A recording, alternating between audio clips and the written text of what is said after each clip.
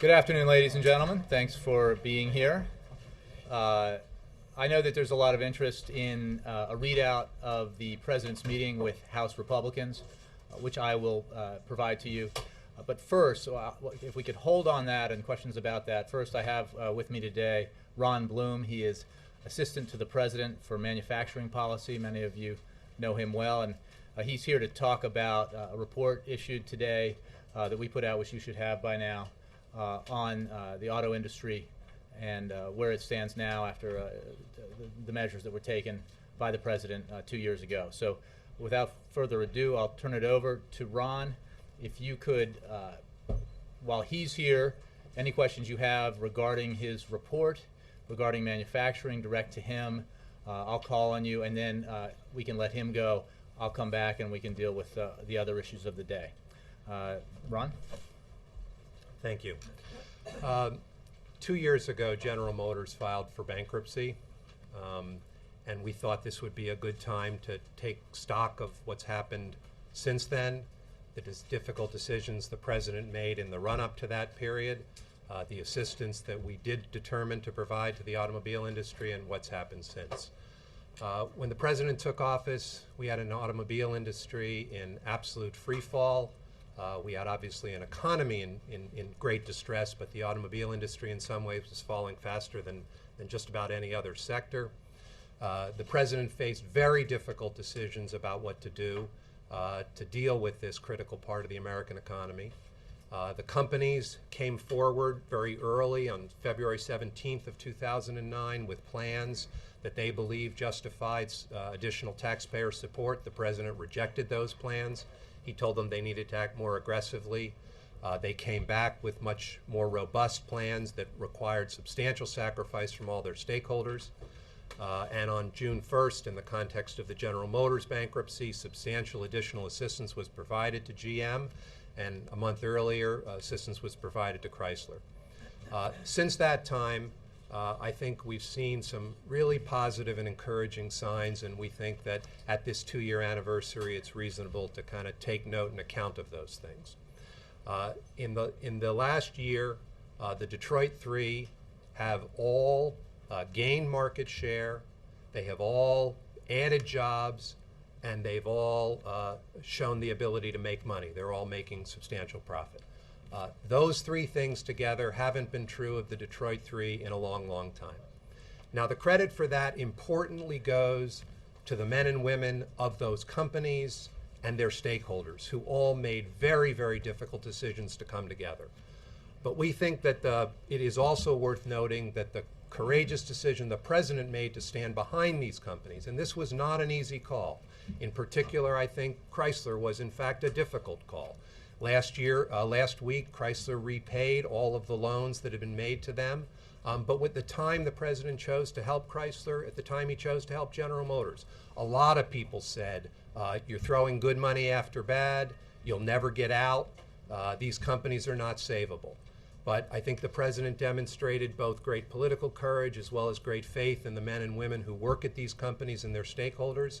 And so far, at least, I think we're seeing very good signs of progress. As I said, employment up. The industry has gained 115,000 jobs in the last year, fastest job growth in a long, long time, gaining share, making money. The road ahead for these companies is not easy. It's not simple. They live in a difficult environment of global competition, and so we by no means believe that their future is assured. On the other hand, we believe that the steps we took and the steps they took in partnership with us have positioned these companies to where they have a real chance of success. And that's important because these companies are not just the three companies themselves or the two companies themselves.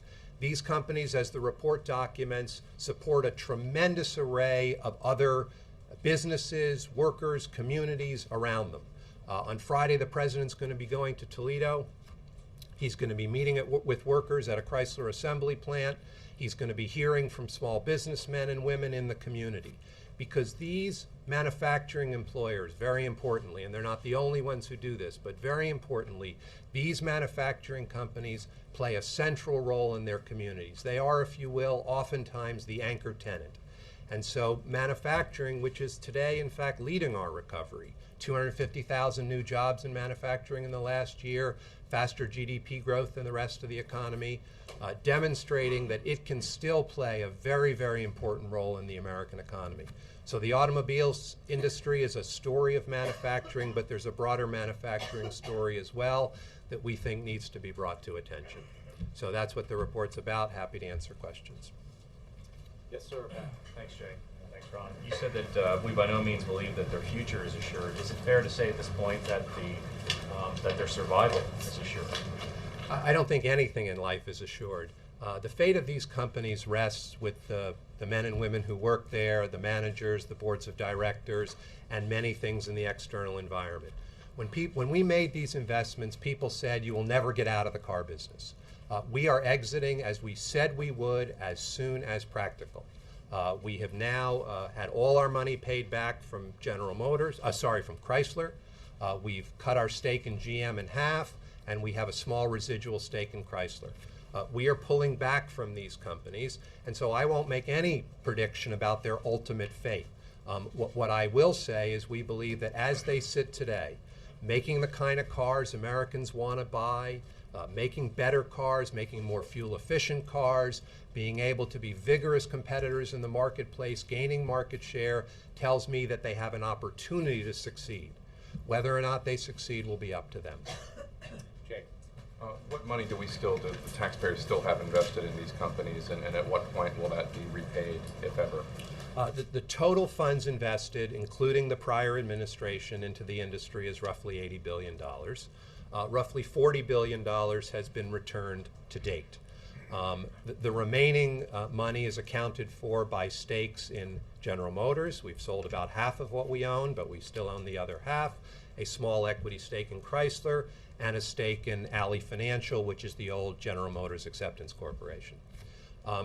How those stakes are realized is not yet determined. We are, as we have said repeatedly, we are determined to exit those stakes as soon as practical. And so what they fetch in the market will determine the full accounting of the remainder of the money. So just to translate that, the moment that they're worth what we paid for in terms of stock equity, that's when we will then sell it? Well, no, I don't think we have a particular target price, because the president has made clear that he does not believe that it is the proper role of government in the long term to be an owner of a private corporation.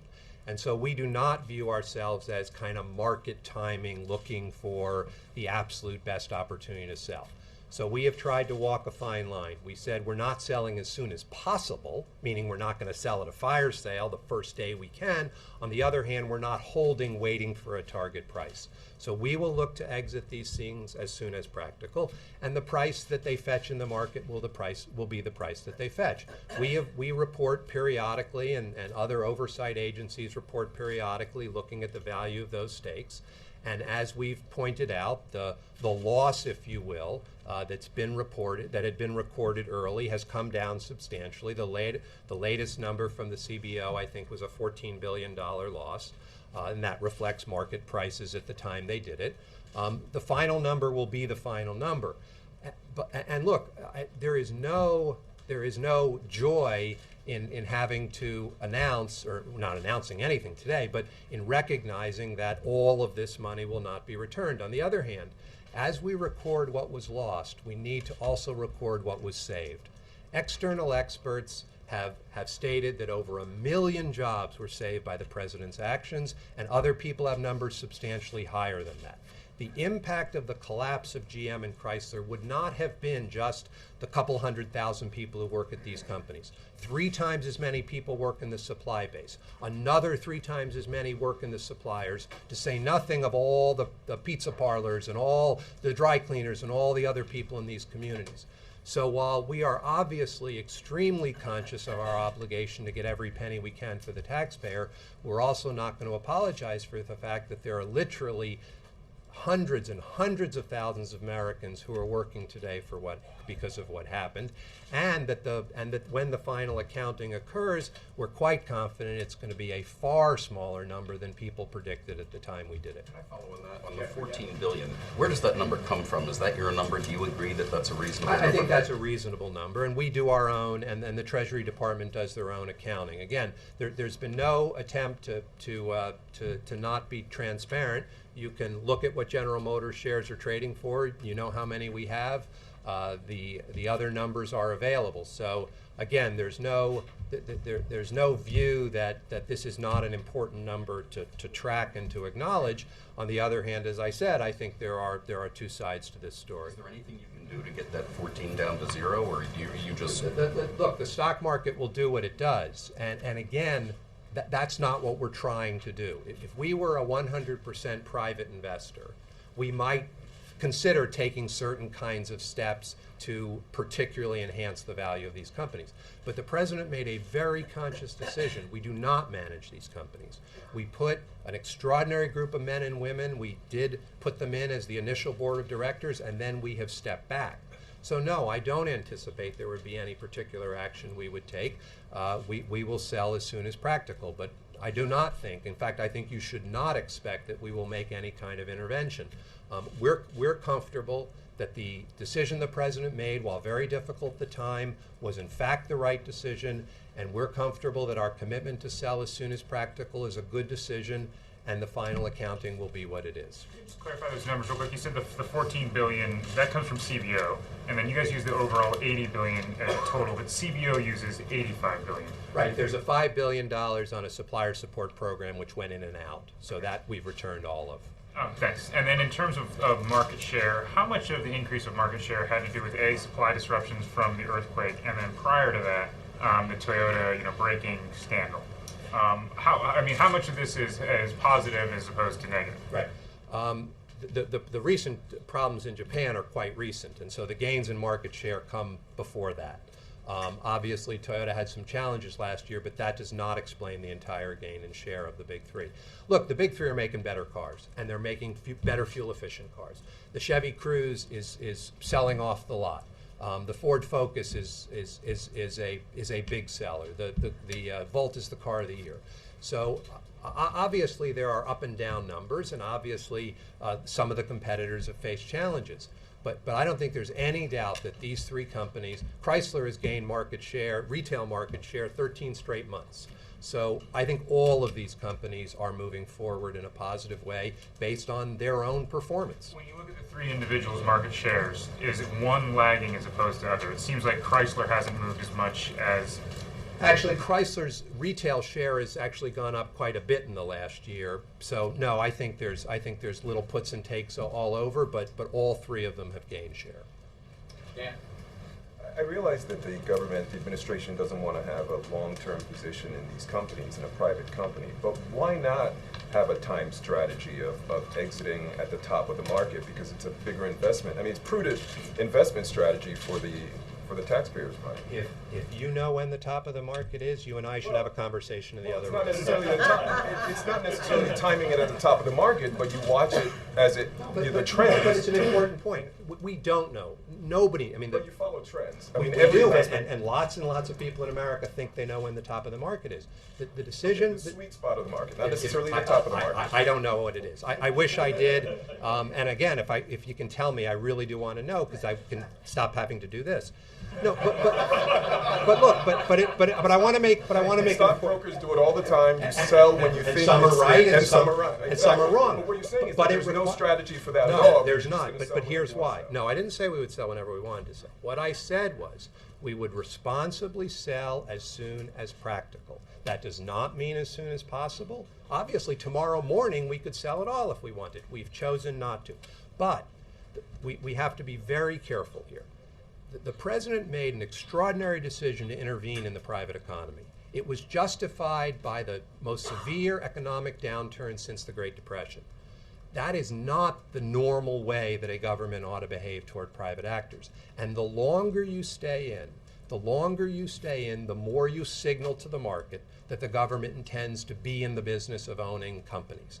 That is not a business the president wants to be in. He said many, many times, I did not run for office to be CEO of an automobile company. So while it is hugely tempting to take the knowledge that we have, and again, I don't happen to think we're smarter than anybody else about this, but to take the knowledge we have and say, oh, if we just waited a little longer, a little longer, a little longer. The problem is you start that, and then all of a sudden you wake up 2, 3, 4, 5 years from now, and you still own a big stake in a private company. So I think our decision, which we set up long ago, and again, I think the most important thing you need to do in situations like this with markets is be transparent. So we told people what we were going to do. We said we will sell as soon as practical. Now, we didn't say we're selling on May 17th, but we gave a clear signal that we're not going to be long-term investors. And if you look at the success of the General Motors IPO, which at the time, if you remember, was the largest IPO in the history of the New York Stock Exchange, one of the reasons the $23 billion of private capital showed up on that day back last fall was because they knew we weren't going to market time, that we weren't interested in being a long-term investor, because I think if they had believed that, they would have been more cautious about becoming shareholders with us.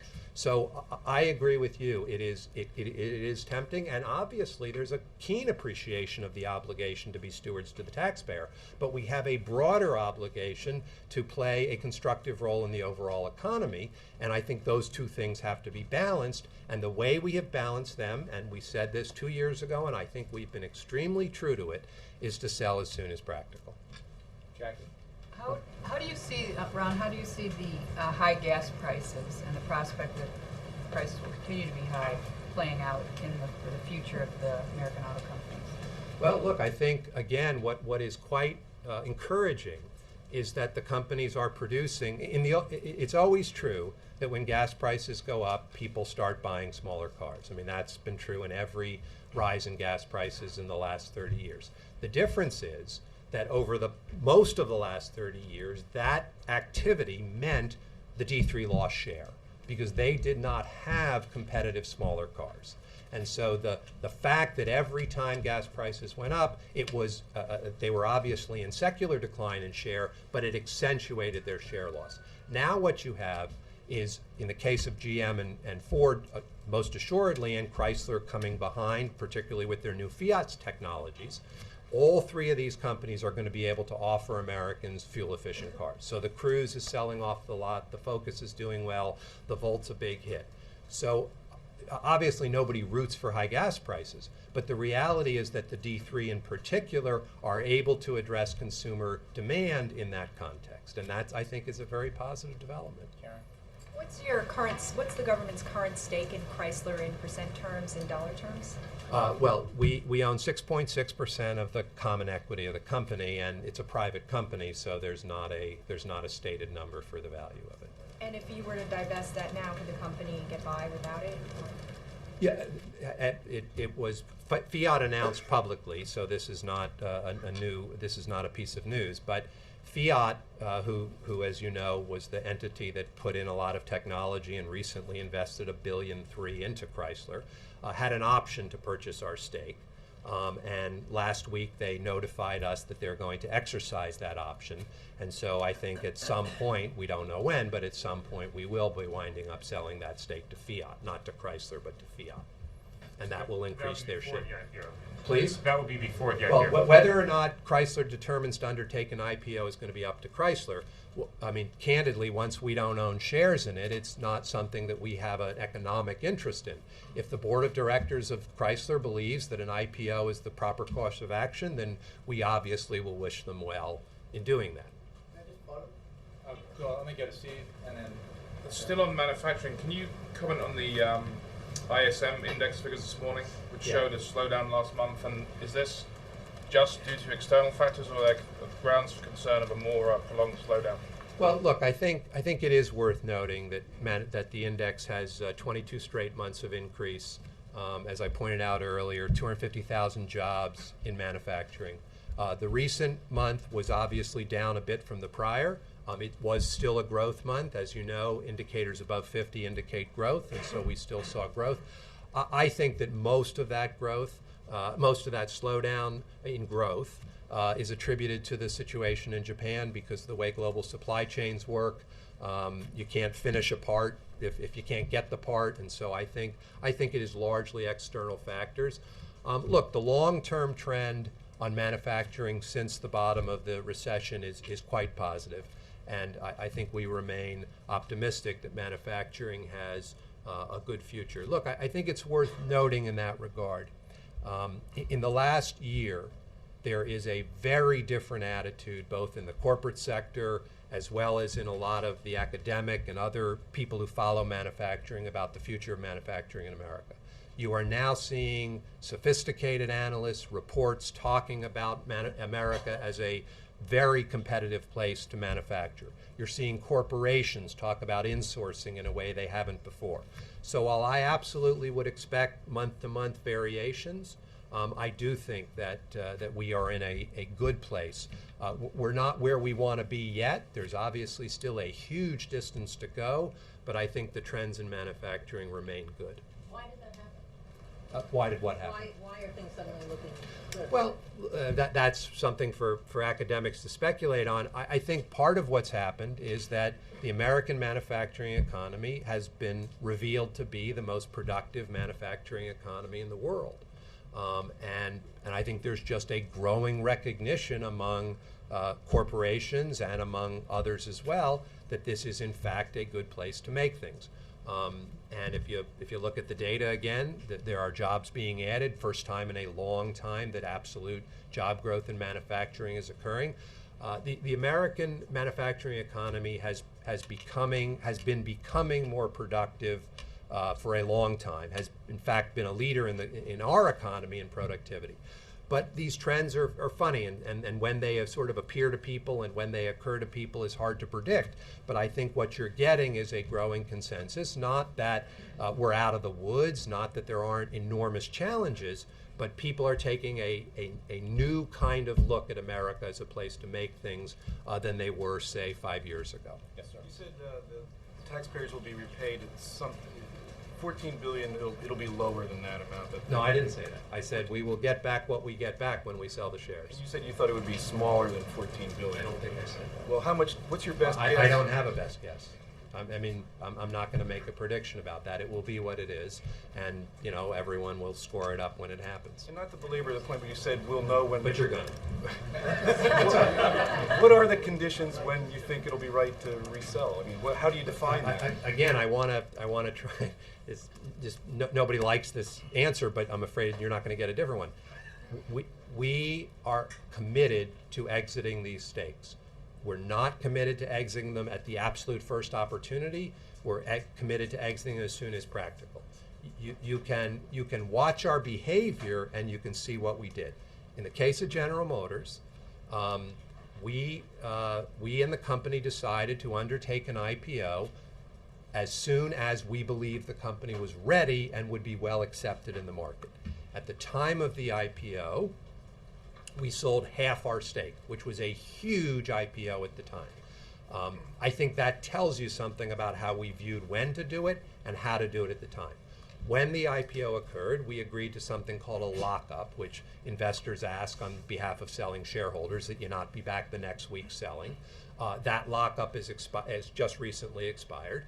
And so we're going to look for opportunities when we think the market will be interested in purchasing additional shares.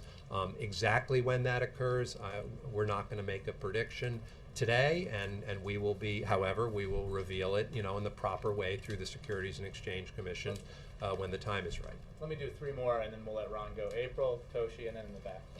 Can you define as soon as practical? You keep saying that. Just please give us a definition. Potter Stewart come to mind?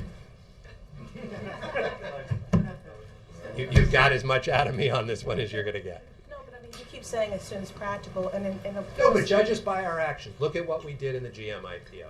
We sold half our stake in the largest IPO in the history of the New York Stock Exchange. I think what that tells you is we're quite forward-leaning in trying to get out. We agreed to a 6-month lockup. That lockup is now expired. We're going to analyze the people at the Treasury are going to analyze markets. They're going to look at opportunities. They're going to see what investor sentiment is, and they're going to make a judgment. You touched on disruption of supply chain by the Japanese earthquake. What's your latest assessment on the situation? The situation is improving, and what would be the impact on the U.S. economy and world economy going forward? What's your latest? I'm not going to make a comment about the broader impact of what's going on in Japan on the United States economy. You can hit him with that one. Sorry. Okay, in the back, last one. Does the president feel it would be unethical or opportunistic to sell the stock at or close to the top? I'm sorry, say again? Does the president feel it would be unethical or opportunistic to sell the stock at or close to the top? No, I don't think that's it at all. I think we just don't think we know where the top is. No, I don't think it's a question of ethics or anything. I think it's a question of a principle that we've adopted, that we don't think we should be a permanent or long-term player in the private economy, and we're trying to be true to that principle. Thanks very much. Thanks, Ron. Appreciate it. Thanks, Ron. Thank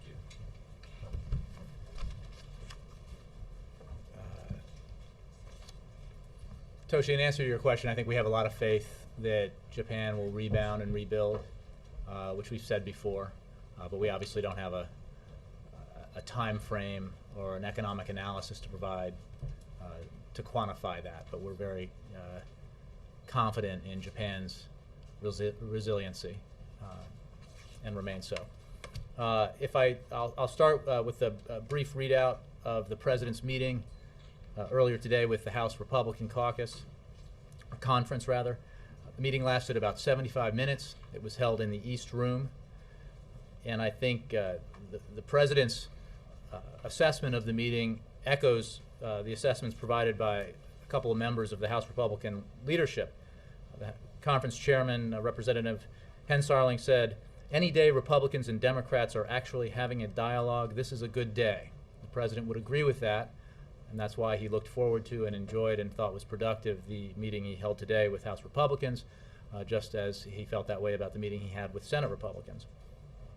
Speaker Boehner also said, "We had a very frank conversation.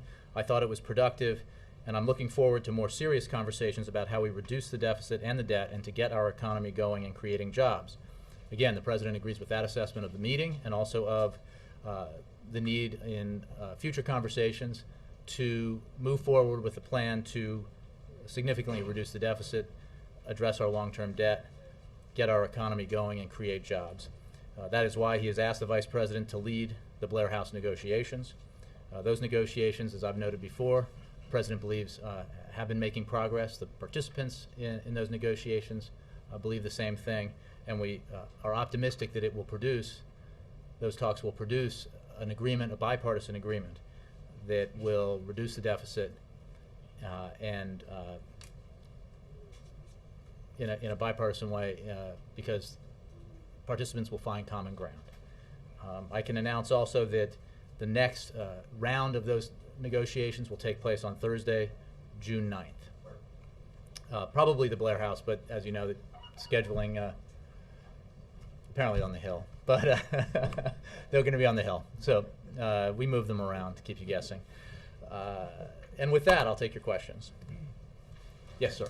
Thanks, Jay. I heard the comments of the lawmakers out there and your comments on behalf of the President about the meeting, and I guess I'm still wondering whether any specific concrete progress came out of this meeting today. And I ask in particular because it seems like both sides went in with philosophical differences about how to reduce the debt and came out with those same stance. So was there any specific progress? Well, 2 points. One, this is a large meeting, and this was not the forum for specific advances in the negotiations that have been conducted by the Vice President with members of both parties in both houses. And yet it was productive for the reason that I think I mentioned before and that the conference chairman mentioned, which is that it is always good in Washington in this day and age when Republicans and Democrats sit down and listen to each other in a constructive environment, a non-confrontational environment. And I think that's a good thing. Obviously, there are long-term disagreements between Republicans and Democrats, between this president and Republicans on the ideas about how we should address our long-term deficit problems and debt problems. And all of those disagreements will not be resolved in the next several weeks as these negotiations move forward. But there is common ground, and more common ground can be found to significantly reduce our deficits. And the President believes that with both sides negotiating in good faith, that a compromise can be achieved, and that's what the American people want. So, again, I think this is part of a process that's very productive and helps reduce, I think, some of the confrontational atmosphere that surrounds some of these discussions. It doesn't mean that we don't disagree on some fundamental issues. Of course we do. And we've been very clear, and we haven't papered over our differences, and neither have they. But I think the American people understand that we have differences, and yet they still expect us to get things done. I understand the point about reducing the temperature and the value of that. Do you think a discussion like this actually helps the two sides get any closer on those substantive differences?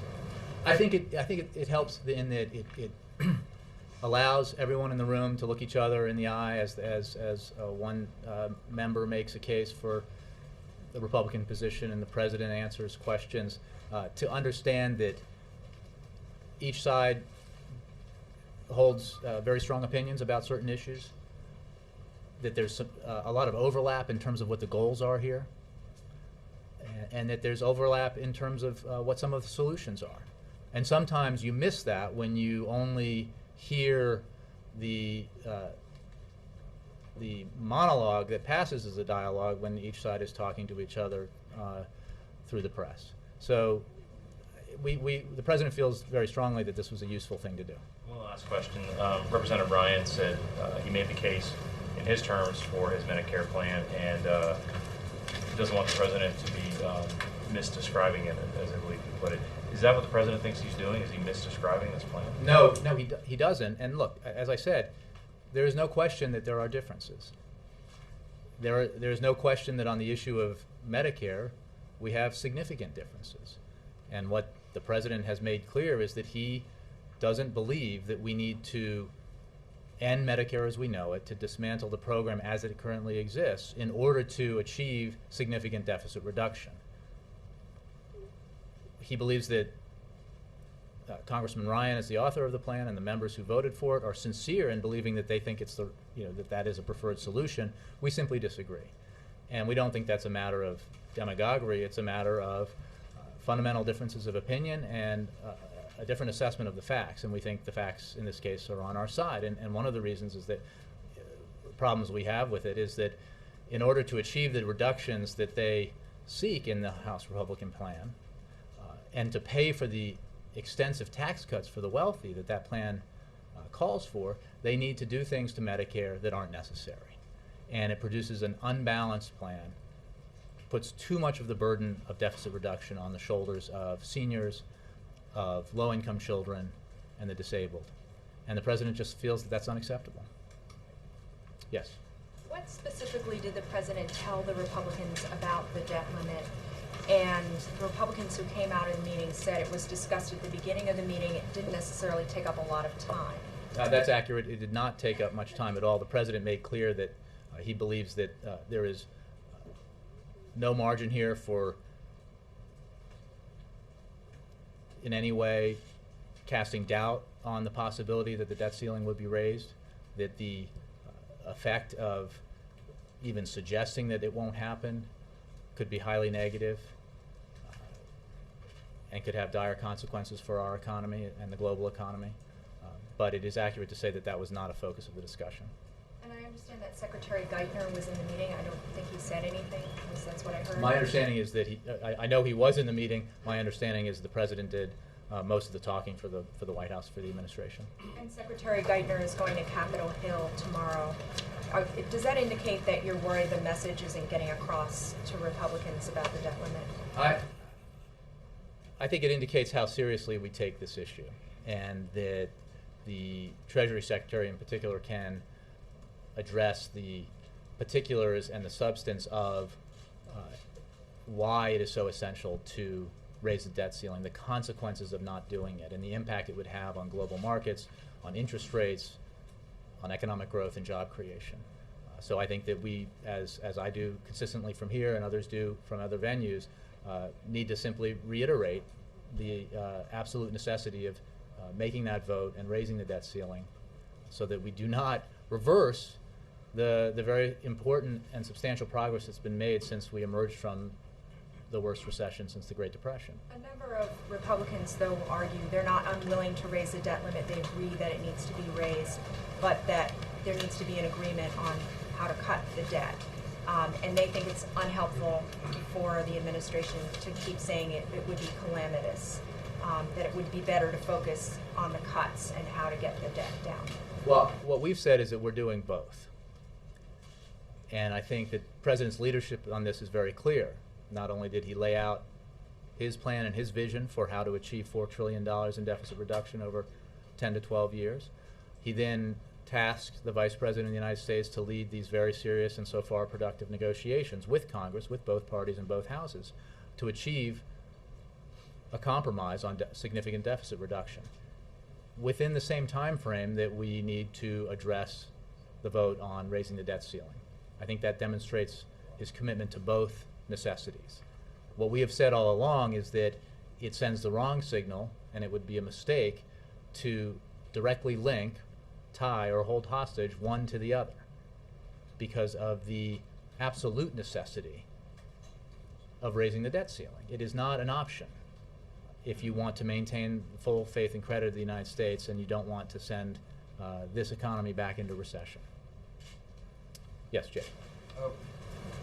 Congressman Ryan, in the meeting today, according to attendees, and according to Ryan at the stakeout camera, made the point to the President that, as Ben mentioned, that demagoguing the Ryan plan for Medicare is not helpful to this process.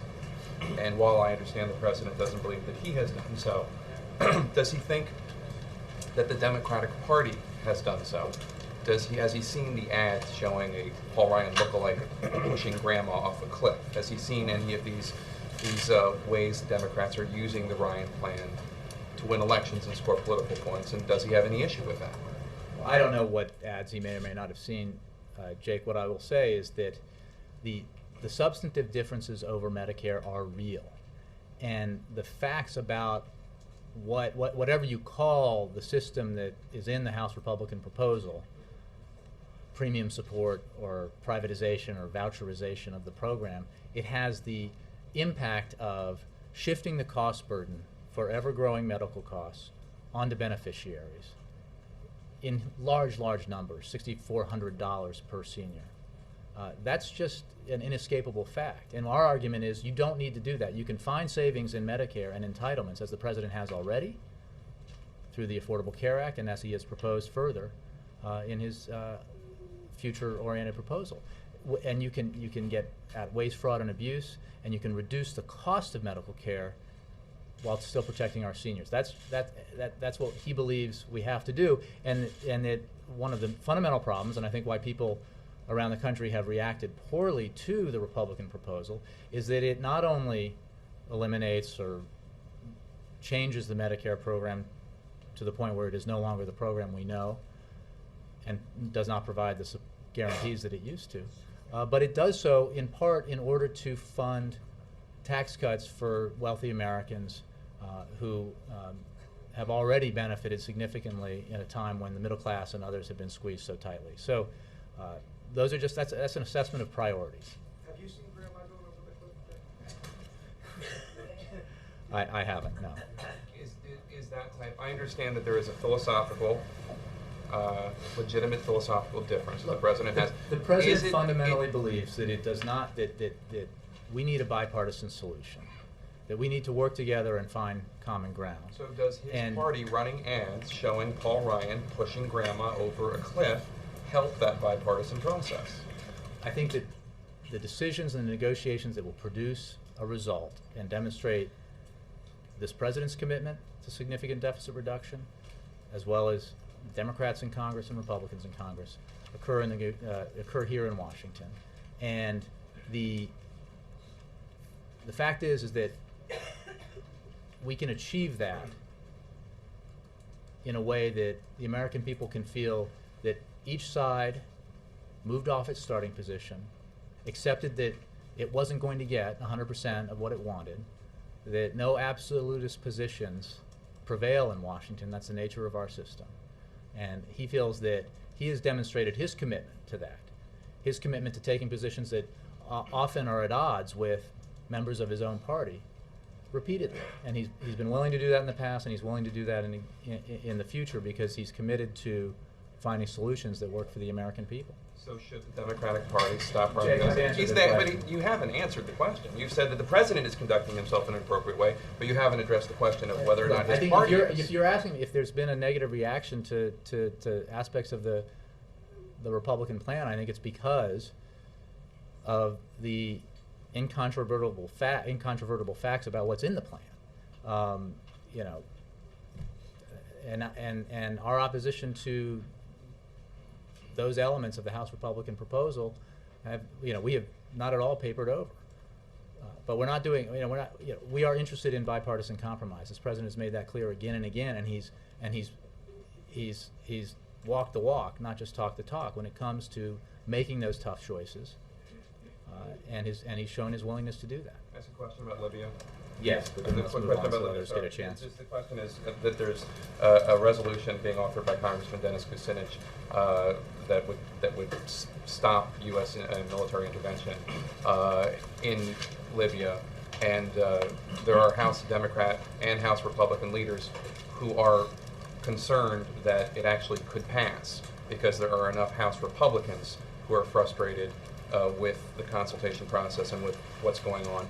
Is the White House aware of this? Is the White House doing anything about it as a concern? Well, we're obviously aware of what happens on Capitol Hill and are aware of this in particular, but as I've said before, we feel strongly that the President has acted in a way that is consistent with the War Powers Resolution. He looks forward to and would be happy with support, demonstrations of support by Congress, and similar to the Kerry McCain proposal that's been put forward. We'll wait to see whatever action Congress takes. In the meantime, we welcome the announcement today by NATO that it will extend its mission in Libya for 90 days. We feel that mission has been successful thus far, and in its mandate of protecting Libyans from attacks by the Gaddafi regime, and we continue to participate in that mission. Dan. I want to go back to the tone of the meeting today. Was it at times confrontational? Were there sharp exchanges, and were Republicans challenging the president directly? I think it was a very frank discussion, Dan, but I would not say it was confrontational. In fact, I think it was productive, and while nobody hid from the fact that there are differences, that it was a useful conversation, and I think that's what I heard when I watched some of the Republican members go out to the stakeout after the meeting, and we agree with that. It doesn't mean we don't have differences, but it means that we can, they can, as elected officials sent here by their constituents to represent them in Washington, can have conversations. If they're Republicans, they can have conversations with Democrats, and if they're Democrats, they can have conversations with Republicans. And out of that dialogue comes agreement. Not on every issue, but on substantial areas that can allow us to move forward. And I think that's what the American people expect out of us. And beyond the fact that everyone was quite pleased that both sides are sitting down and talking, but there is this dialogue. Was there any real movement? Beyond the starting point, as you pointed out. Well, yeah, I think I was asked this before. This was not the forum with that many people in the room to put out proposals and spreadsheets and start negotiating details. That is happening in the negotiations led by the Vice President. But it was an excellent opportunity for the President to hear from House Republicans, and for the House Republicans to hear from the President. And I think that is a useful exercise, almost on any occasion, but in particular on this occasion. Yes, sir. House Speaker Boehner, as a matter of principle, has said that the cuts that are agreed to ought to be at least as big as the raising of the debt limit. Is that, just as a matter of pure principle, is that something the White House can go along with? I don't really have a a reaction to that as a matter of principle. I think that the details of the size of a deficit reduction package are being worked out by the bipartisan group that is meeting with the Vice President, and I don't want to get ahead of them. And then I think the Treasury Secretary is our lead on what we think the debt ceiling vote should look like and the size of it. So I don't want to, and we think they are distinct and separate issues. But I haven't heard any principle from the White House that would violate, right? This is just a question of where you fit it in. Again, we think they are. We understand that there is linkage in the sense that some members have insisted that there be deficit reduction. We agree with the sentiment that we need to seriously attack our deficits, but we also think it's an absolute necessity to raise the debt ceiling. And we, again, you're not going to hear us link them in that way because we think they should not be linked directly. We believe that we can take action, positive action on both within the same time period.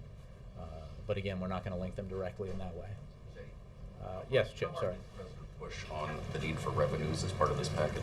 The President made clear what his positions are, as he did in his speech at George Washington University, and as he has repeatedly since then, and as other members of his team have. Again, there's not going to be agreement on everything. There will be disputes on budget matters between Democrats and Republicans next year and the year after, and probably the year after that. I can guarantee that. But there is room for compromise on a number of areas that will allow us to reduce the deficit significantly and move this process forward. In the end, will revenues be part of this deal? Look, we obviously feel strongly that you need to take a balanced approach if you're going to come up with significant, in our proposal, $4 trillion of deficit reduction over 10 to 12 years. That would have to include addressing spending in the tax code. It would have to include the issues the President has laid out.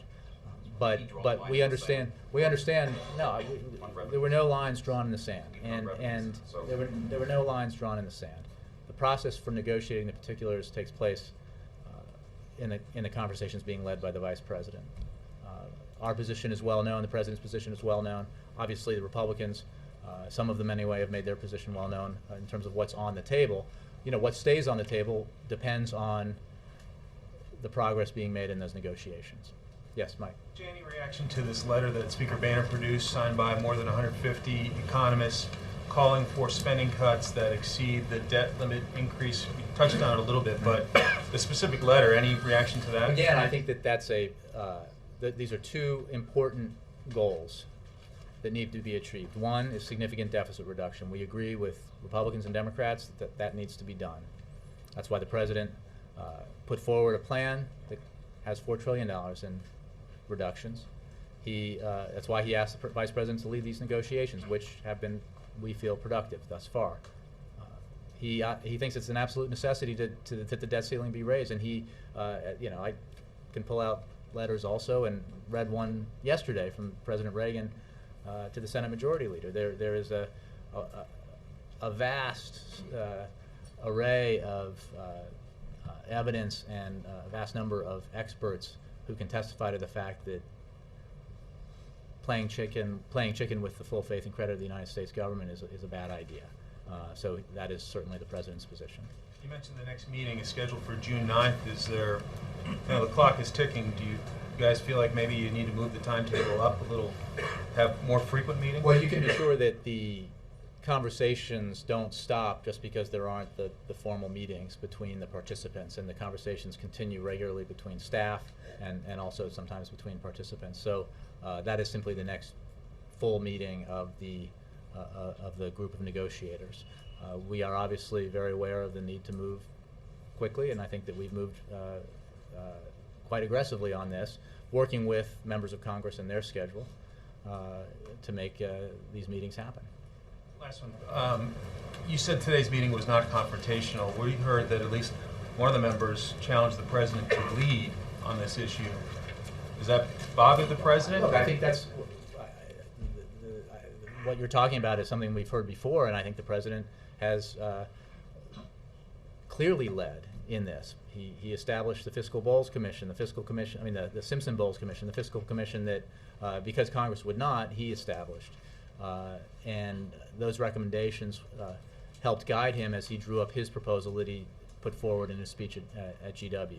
He demonstrated his willingness to accept spending cuts that were not ideal from his perspective, but were necessary in order to achieve the agreement that he reached with Republicans to fully fund fiscal year 2011. And he demonstrated by appointing the vice president to lead these talks that he is very serious about leading this process to a conclusion that produces serious deficit reduction. Did he offer anything new on Medicare himself, or does he plan to? Well, I don't want to get ahead of the negotiations. He did not offer any new proposals today. His proposal is out there and I think pretty extensive. So Medicare is on the table in these negotiations? Well, what is on the table is serious deficit reduction. The president, as you know, Mike, has reductions, had savings out of entitlements, including healthcare entitlements. In the Affordable Care Act, he had savings, additional savings out of entitlements in his vision for future deficit reduction. Our beef, if you will, with the Republican proposal is not that you can't find some savings. It's that you do not have to undermine the fundamental guarantee of Medicare, undermine the Medicare program, essentially end it as we know it, in order to get substantial savings, in part to pay for a tax cut for the wealthy. We just don't think that's the right arrangement of priorities. So there's no linkage and there's no grand bargain, but how soon does the president believe that Medicare needs to be reformed? I mean, the life expectancy of Medicare, if you will, was recently downgraded by I think 6 years.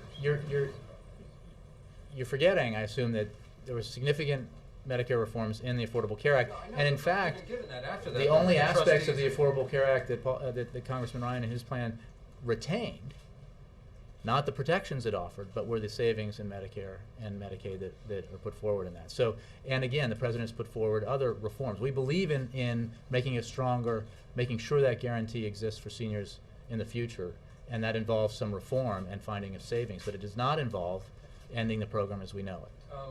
Finally, Secretary Geithner has said, and I think you have said, or other administration officials have said, that they've been assured by Republican leaders in the past that there would be a debt ceiling, the debt ceiling would be raised. Did the Speaker reiterate that assurance today? I don't want to speak for the Speaker, but my understanding is the President addressed this issue. I don't know that there was a further conversation. It is true, as mentioned earlier, that it was not much of a topic of today's conversation. Given the vote yesterday in the House, do you believe that that assurance is still operative? Well, I believe that the leaders in Congress of both parties understand fully that it would be extremely dangerous and would have highly negative impacts on our economy if we were not to raise the debt ceiling. So yes, we believe Congress will act, and we believe it's important that no one cast doubt on or create doubt about the possibility that Congress will act. Yes, Carol.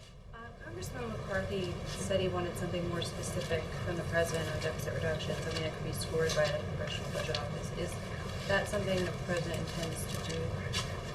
Well, the president put forth, I think, a robust and comprehensive proposal in his speech at George Washington University. I think we are now in a situation where, in the negotiations being led by the vice president, they are getting into specifics.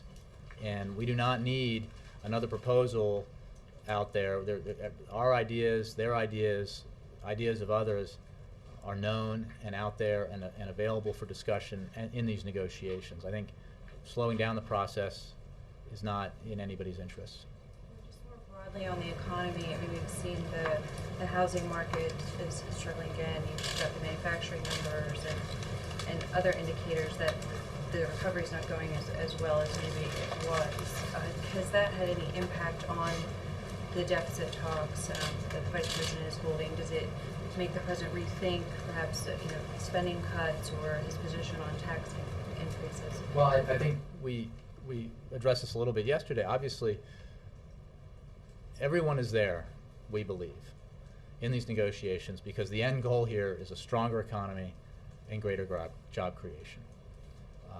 The president's view is that we should do nothing in these talks that undermines some of the foundation that we have to have in order to grow in the 21st century, and that's why he feels very strongly we need to protect investments in education, research and development, and infrastructure. It is also true that he believes that we need to reduce our deficit, we need to get our fiscal house in order as an economic imperative. But you need to do it in a balanced way so that you don't upset the recovery that we've been undergoing and you don't put a halt to the kind of growth that we've seen. We're obviously still in a situation where we're emerging from the worst recession since the Great Depression, where there's a lot of positive indicators, including the substantial private sector job growth that we've seen, including the sustained period of economic growth that we've seen. But we have a lot more distance to travel before we get to where we need to be. And so I think all of this is about making sure that we ensure growth and job creation. None of these things have given him any, have caused him to rethink about the way that he's approaching this? Or No, because I think his approach has always been driven in part by a concern that we not do anything that would reverse the progress that we've made. Jay, did the President in fact reference that Reagan letter in the meeting today? Not that I'm aware of. Did he compare himself to Reagan? That's what some of the members are saying. Not that I'm aware of. Were you there? Another question on another question on meeting. Do you feel that it's any breach of the closed nature of this meeting for a congressman to sit in there and send out a constant stream of twit pics of the meeting while it's in progress? We obviously closed it to the press because we felt that would be more conducive to having a useful conversation. We feel that it was a useful conversation. What individual members did is obviously up to them. Doesn't bother you that ISA did that? I'm fine. President. We're glad you're fine. Is the Pictures President fine safe with for it? work. We're going to be hearing more of those. You mentioned Congressman Ryan. Will the president stop calling his plan a voucher plan for Medicare?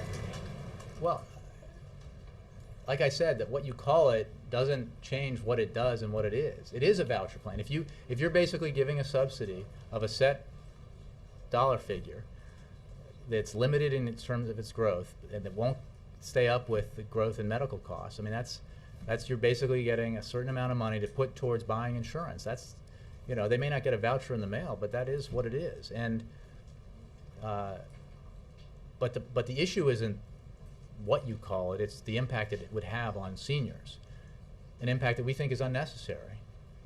Not only is it the wrong thing to do, we think, because it's important to maintain that guarantee that we provided for seniors since Medicare was created, but it's also unnecessary because the cuts are so deep, in part because the need to restructure that program and to end its guarantee that it used to have is driven by the need to fund these tax cuts that we don't think are necessary, especially when we're trying to get our fiscal house in order. I mean, it just defies logic as far as we see it. Mara. Then I'll Keep on saying there's been common ground and there's plenty of overlap, but listening to the House Republicans reiterate their basic positions, no tax increases, substantial cuts in Medicare, $2 trillion in cuts over 10 years. Can you give us any specific examples of common ground that's been found so far? What I can tell you is that the negotiations the Vice President has been leading continue. We have another meeting scheduled. They've been productive, and I think the participants in those meetings feel that they've been productive and useful, and that they are leading to an agreement. And it is not useful to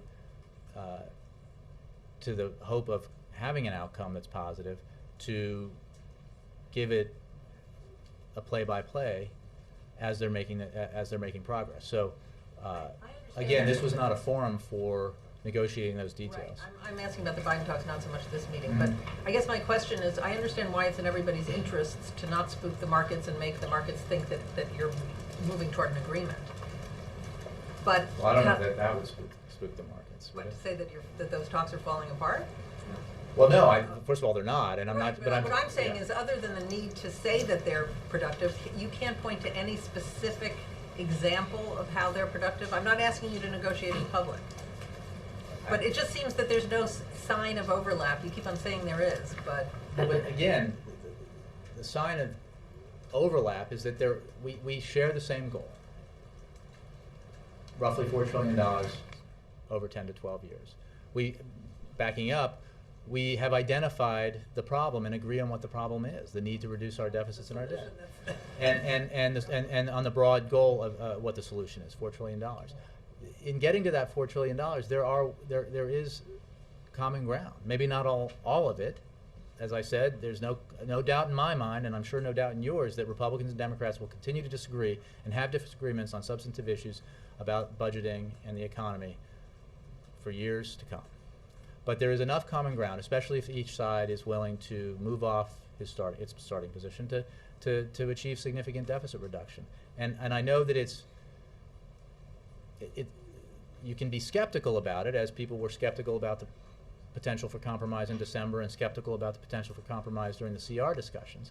And it doesn't guarantee that there'll be a positive outcome if you're optimistic about it. But we think there's reason to be optimistic, not just because we're optimistic by nature, but because we feel that the negotiations have been productive. Okay, one other question about the Medicare controversy.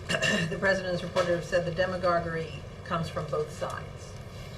It sounds like he was referencing the 2010 campaign when Republicans accused you of cutting Medicare.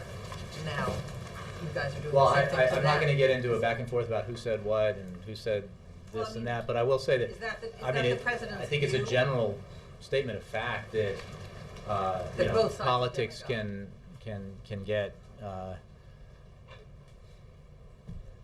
it sounds like he's acknowledging that both sides are No, again, I'm not going to comment on what he may or may not have said in terms of the dialogue in each sense. I think that the president made clear that he's committed to trying to find common ground, that there is no way to get a solution that's not a bipartisan solution, and so that requires an atmosphere where Republicans and Democrats who are in the room negotiating have a certain level of trust, and he's committed to that process. So, beyond that, I'll leave it. Yes, sir. John Brennan has gone to Sudan and he's going to Saudi Arabia. What's his assessment of the situation in Sudan, and what progress do you believe was made there? And how urgent is the situation between the U.S. and Saudi Arabia? What do you hope will be accomplished in those meetings? Well, first of all, you're right that he's making these trips. I mean, we've made our views known on Sudan and our concern about what's happening there. Very clear, and Mr. Brennan is there to assess the situation there. And in terms of Saudi Arabia is an important partner, and we are in regular contact at a variety of levels with the Saudi government, and I think that this is just part of that sort of continued contact. I'll take one more from Jackie. Separate from all the talk about the long-term budget cutting, Mr. Cantor indicated there was talk that the Republicans are opposed to any sort of further stimulus for the economy. What was the president's response to that, given that we have job numbers coming out this week, unemployment is at the highest level since the Depression? What does he feel about the current economy and going forward?